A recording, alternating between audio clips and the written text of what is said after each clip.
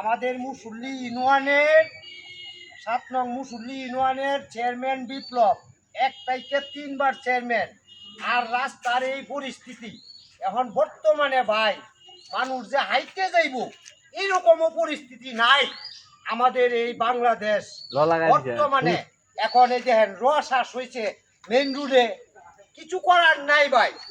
এখন মানুষ হাইটেও যাইতে পারতেছে না। মুসল্লি ইউনিয়ন 6 নং ওয়ার্ড মেম্বার স্বপন, চেয়ারম্যান বিপ্লব। দেখেন ভাই পরিস্থিতি আমাদের ভালো অবস্থা।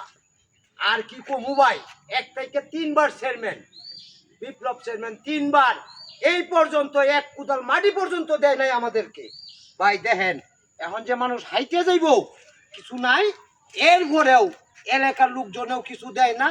এনতে এনতে ছায়া 2 লাখ মাদলা আনি আইনে এখানে ফালাই।